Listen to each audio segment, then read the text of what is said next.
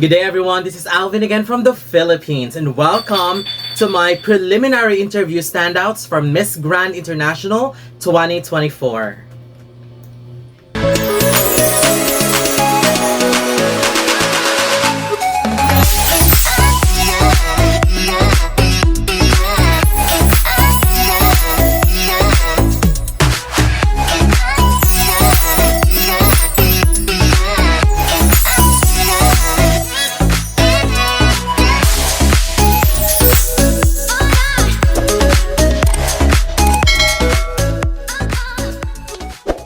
Welcome. So yesterday, the Miss Grand International organization officially streamed the closed-door interviews, and it's 5 hours long, and I was able to watch the entire interview. I didn't skip any performances of all the candidates, and I'm so proud of all of them. It was a great interview, and after watching the 5-hour long closed-door interviews, I have selected my top 12 standouts, and I have some personal choices, of course, basing on my own qualification. Number one, it must be the answer, the quality of the answer. But sometimes what also affects is the personality. Personality matters a lot, and even Awat has mentioned that the goal of the closed-door interview is to really test and to check the personality of these candidates. So personality matters. However, the quality of the answer also affects.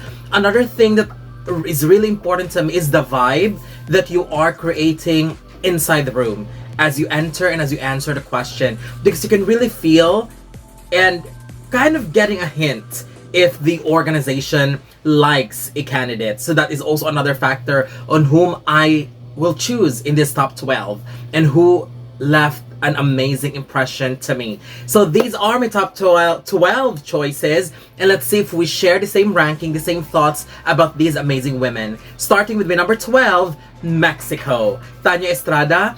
At first, I thought Mexico was holding back a little, but when they started talking about her background as a restaurant owner and her goal on why she decided to compete at Miss Grand International, she started to become confident. She was able to express herself very well and started showing her personality, and that's what I like about her round of interview, because I know some of the ladies are nervous too, but I'm glad that Mexico was able to find her footing right away, was able to adjust, and was able to become comfortable with the conversation. And that interview performance of hers made me love her even more, and I enjoyed her round of interview too. Number 11, Spain, Susana Medina. I like the fact that the organization recognized Spain being a top favorite and a potential first winner from Europe. Based on how the question and answer goes, I can really sense that they wanted to know more about Spain being one of the heavy favorites. I think Spain was able to give answers that were good. It's good, but of course it's not really on a wow level yet, but it's still good enough. I also love the way she looked, simple yet very elegant. So it is an easy standout for me, so Spain is in the list. Number 11. Number 10, Dominican Republic, Maria Felix. I love how eloquent Dominican Republic was. I felt like she has convinced the organization quite well with how she presented herself. This woman truly prepared so much on what she's going to say. She knows what she's going to say. She knows what she will use to sell herself, and that is her major strength coming into this interview round. I felt her determination to win this pageant. She's really trying her best, and I can really see that. I can really hear and feel that in her performance. I think she said what's needed to be said. She's quite confident, and also she looked absolutely gorgeous.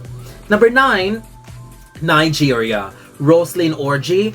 I love Nigeria. She's extremely confident. She speaks so well, and she has highlighted important things that's needed to be heard. Her intro was perfectly constructed, and content was good enough to convince the judges that she's a candidate that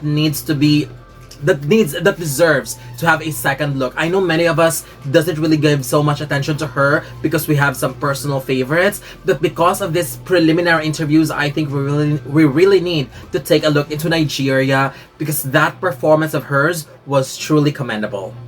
Number 8, Canada, Olivia Kroll.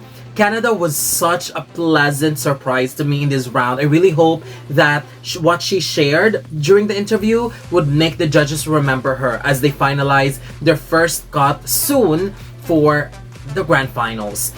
Her styling was on point, and to be honest, that look of hers was one of the best looks so far that I've seen from her in this duration of the competition. But most importantly, she is such a smart and sweet speaker. I love her tone, I love her eloquence, and most importantly, I am so glad that she highlighted herself being a firefighter, which makes her a standout on her own and a standout from the entire group, because the combination of beauty queen and a firefighter is really unique, and her story and background story, then everything that she wanted to share and achieve because of this platform is just truly inspiring. Number 7, US Virgin Islands, Samantha Keaton. I was very, very impressed by her confidence, beauty, and intelligence. She may come from a small island, but she performed so well at this round, like a super strong contender for the title. She's also well accomplished, and the organization recognized that as well and seems impressed by it. So that's a really plus points for her based on my assessment. Her responses and the way she carried herself in the entire duration was just outstanding. This woman came in to slay the interview round, and she definitely did it.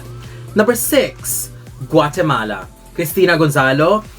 This interview could definitely give a big boost to Guatemala even more. She is extremely beautiful. Her styling is perfect, and to me, she was screaming perfection at this round. Additionally, I love the question of the what. I felt like Guatemala definitely took his attention. I am also immensely surprised at how good she is in answering questions, in speaking, and in expressing herself. She's so soft-spoken, she's so sweet, and this interview, I believe that she just made herself extremely likable in all aspects. I felt like seeing Guatemala perform in this interview made you wanted to root for her even more. She's just amazing, beautiful, and a smart woman. Number 5, Curacao, Akeisha Albert. Curacao has been growing, continuously growing, and this interview just proved that she never stops growing in this competition, even if she is already a crown contender, one of the top favorites for the title. Even other candidates says that as well. She nailed all the questions that were asked to her. She has showcased her personality, and to me, just purely based on her answer, I can see her as someone that can easily be liked and be loved by the organization. She speaks so well, she's so determined, she's very smart, she's well experienced in all aspects. So I think Curacao really has the making of someone that could potentially do very well in the finals, not less than a top 5 for now. She looked absolutely gorgeous as well, and I hope she continues to maintain it till the very end, till the finals.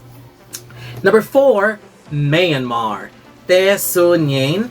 Myanmar was absolutely gorgeous, and she is definitely consistent and has continuously raised the bar in this competition. What's even more amazing is that she can speak English so well. And to me, that gives her an even more advantage as a candidate because she can express herself quite well in the language. And as we have witnessed in the past, we have previous representatives from Myanmar who are amazing, but of course sometimes they really don't do well in interviews because they can't express themselves very well. But with this case, I believe Myanmar this year just proved that she is the complete package. She has everything to be the next Miss Grand International. She answered the question very well too, and that's something that I'm really impressed about. I just love her overall styling, her beauty, and this performance, to be honest, is enough to potentially reserve a spot for Myanmar for a potential back-to-back top 5 placement.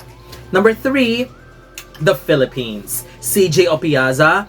I think this was one of the best interviews I've seen from hers, simply because she was able to express herself very well, she was confident, and I also love how the organization were asking her very tricky and controversial questions that may put her in a very risky position, but I completely commend CJ for giving answers that are not only satisfying to hear for the organizations, but even for the fan as well.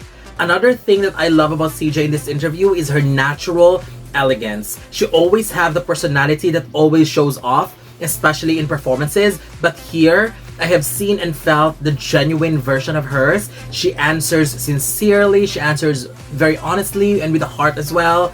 And I think this is also something that could really make you realize that, oh my gosh, the Philippines has a really huge chance to pull it off and go very far, and who knows, she might actually get the first golden crown for the Philippines.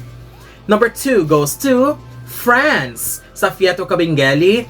I love France very, very much. She is so authentic and so hilarious during the interview round. I mean, I felt like her energy has overpowered the entire 5 hours of interview. She's got the best energy. I enjoyed her very much. And I can really feel the vibe during the interview that the organization loves her very, very much. I love her answer too because she isn't trying too hard to be pageant Patty. I felt like what comes out to mind is what she'll say. And I even enjoy and laughed out loud when she had her comment on Dominican Republic's answer. But I mean, that was really good. I love rewatching her performance in this interview round because she's just amazing. Her answers were funny but smart at the same time. And I love her personality very much. She's definitely has showcased here that she is the queen of personality. Additionally, gorgeous. Her styling was on point. And even after 5 hours, I still remembered France as one of the best. That's why she's my number 2. But my winner for the interview and closed door interview round is India. Rachel Gupta. India won this closed door interview without any hint of doubt. Let me start by saying that I love her choice of outfit. She looked incredibly stunning, but the main highlight was truly her performance. She was extremely well spoken, but the moment Nawat asked her about her fan base, to be honest, I immediately got eureka moment that is not only a strategy, that is actually a strategic question, because the organization, of course, aims to expand their fan base, which of course is understandable. And my goodness, India nailed her answer word for word. I really commend how she was able to provide an answer that is well planned with very specific details on how she would do it, what she would love to do. And I mean, I was blown away. I was speechless just by listening to how she laid out all her plans. Her plans have purpose that hits the goal of the organization with the inclusion of past queens as well, which is incredible. And to be honest, I do understand the comment of Nawat in the end that she doesn't need to be taking seriously all the questions all the time, because I have to be honest, India's answer was definitely the most serious answer. But at the same time, I understand it. She is an extremely good speaker, and that performance just surely shows that this woman knows what she wanted to do. This woman knows her caliber. And even with this kind of performance where the goal is just to show their personality, I love how India has stayed true to her credibility, to her quality, and to her caliber as a contender, because that answer, that performance speaks of a high caliber candidate, and I'm glad that she stuck by that. To me, this performance is truly unbeatable. So that's it. These are my top 12 choices for the closed door interview of Miss Grand International preliminaries. And I'm looking forward to know your thoughts, whether you agree with my list or not, and who do you think deserves to be on this list. So don't forget to leave your comments below. Don't forget to give a thumbs up and share the video as well. And most importantly, don't forget to subscribe, because you'll be seeing more of these videos in the future. For now, thank you very much and have a wonderful day from the Philippines.